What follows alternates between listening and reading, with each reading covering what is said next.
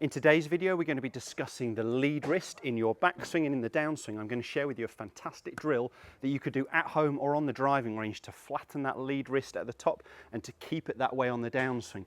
Ultimately meaning less need for hands through impact, so a little bit more consistency with your golf shots. Make sure you check this video out.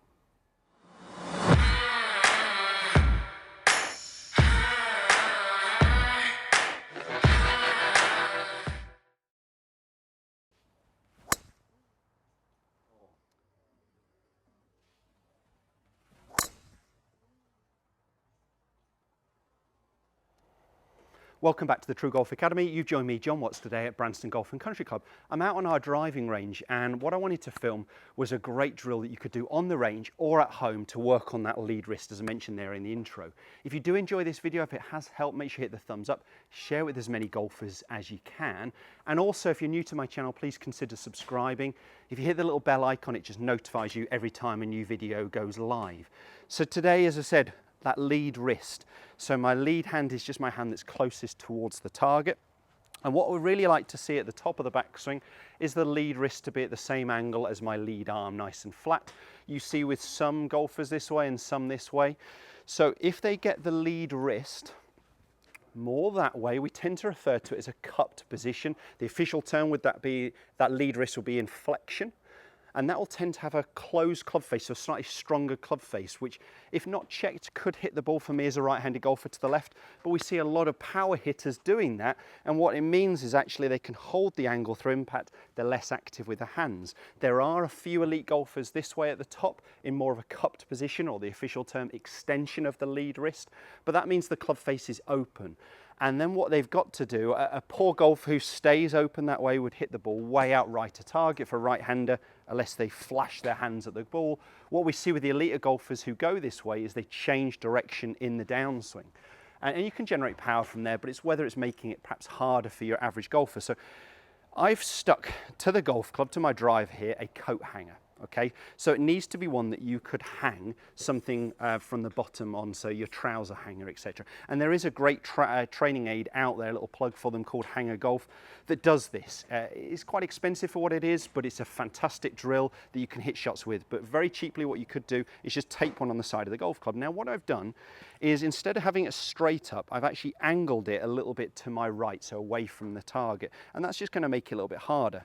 And what I'm going to do is grip the club as best I can. Obviously, I'm not going to really hit shots like this. I could do it at slow pace or hit the tee peg.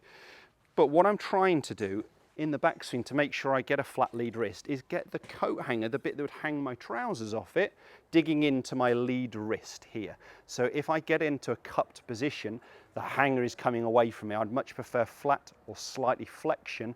So I'm trying to get that to dig into my wrist. If you are someone who's been suffering with fade slices, pushes, anything going for a right-handed golfer too far right, left-hander to the left, look at that club face position. It's probably that it's open, so work on that wrist angle and you can really dig that coat hanger in. And the idea is to keep it digging in on the downswing, and you can see at the last parallel position the club face is slightly turned down. What I don't like to see is the loft pointing up towards the sky, because it takes a lot of correcting at impact.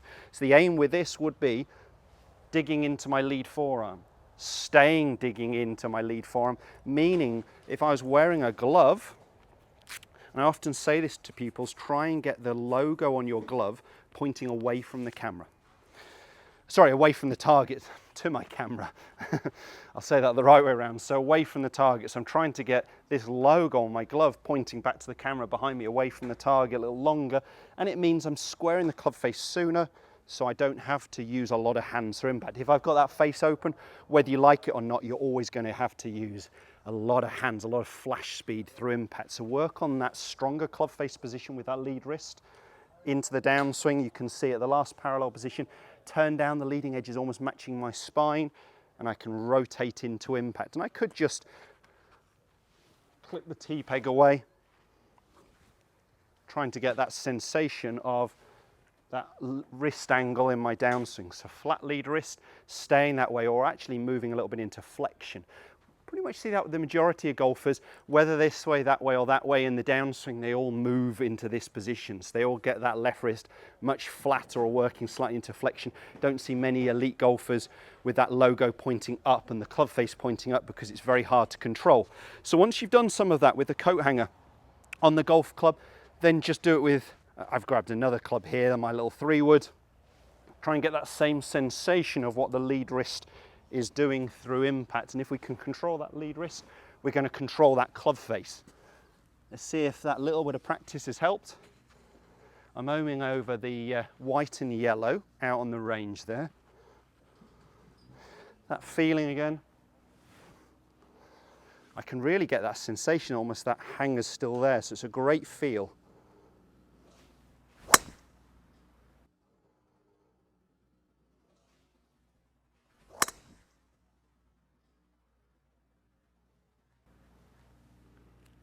Started on my target, just drifting a little bit right to target, but not far off.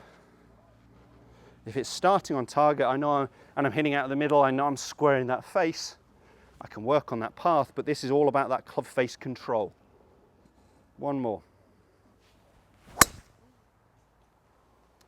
Again, started bang on my target line.